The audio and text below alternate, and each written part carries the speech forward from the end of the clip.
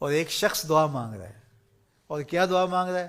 اللہم انی اسألک بانک انت اللہ، اے اللہ میں تجھ سے اس لیے مانگ رہا ہوں کہ تو میرا اللہ جو ہے۔ ذرا دیکھیے کیسی بات ہے۔ کوئی شاگرد استاد سے کہے کہ میں یہ مسئلہ آپ سے اس لیے پوچھ رہے ہیں کہ آپ میرے استاد جو ہیں، تو آپ سے پوچھنا اور کس سے پوچھنا ہے؟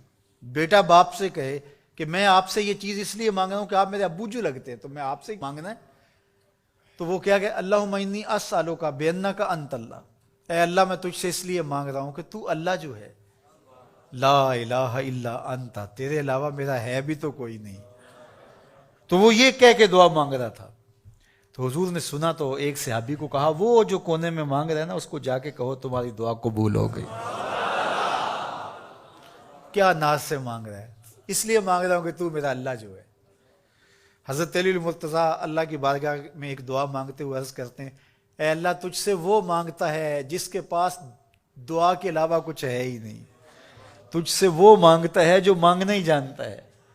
اللہ اکبر۔ تو اس سے مانگو، اس سے طلب کرو۔ پھر ارشاد فرمایا کہ وعلم، اور جان، ان الامت لو اجتمعت علی ان ينفعوک بشیء لن ينفعوک الا بشیء قد کتب اللہ لک، ساری دنیا جمع ہو جائے، ساری مخلوق اکٹھی ہو جائے اور تجھے نفع پہنچانا چاہیں، وہ نہیں پہنچا سکتے کہ مگر وہی جو اللہ نے تیرے لیے لکھا ہے۔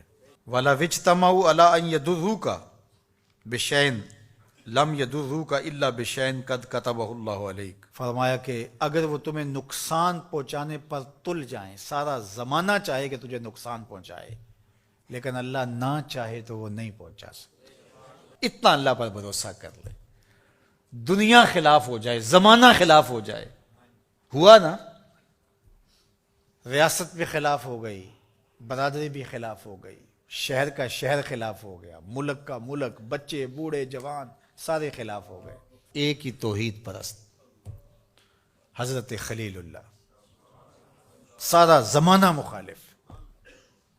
توحید تو یہ ہے کہ خدا حشر میں کہہ دے، توحید تو یہ ہے کہ خدا حشر میں کہہ دے یہ بندہ دو عالم سے خفا میرے لیے تھا، یہ بندہ دو عالم سے خفا میرے لیے تھا۔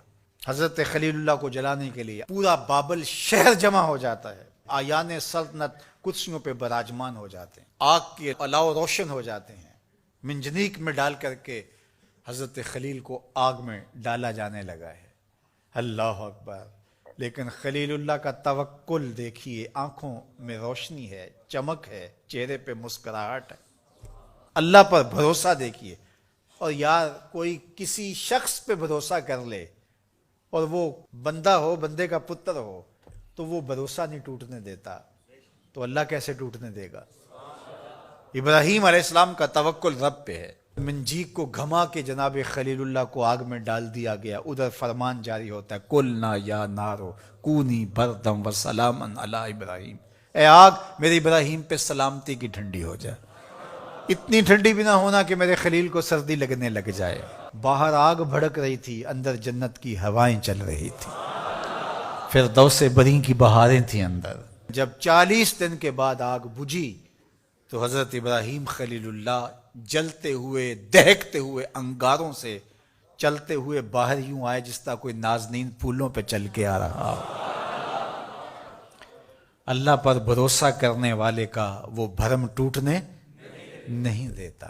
حضرت عبداللہ ابن عباس رضی اللہ تعالی عنہ فرماتے ہیں، یہ اثر ہے، حدیث نہیں ہے، حضرت عبداللہ ابن عباس کا قول ہے، فرماتے ہیں من سرہ ان یکون اقوی الناس فلیتوکل علی اللہ عز وجل، جو بندہ یہ چاہتا ہے کہ میں لوگوں میں سب سے زیادہ طاقتور بن جاؤں تو وہ اللہ پر بھروسہ کر لے، توکل پیدا کر لے۔ جو متوکل شخص ہوتا ہے، اللہ پر بھروسہ کرنے والا متوکل جو ہوتا ہے، اسے کسی کا ڈر نہیں ہوتا، اس کی چمڑی میں ڈر رہتا ہی نہیں ہے۔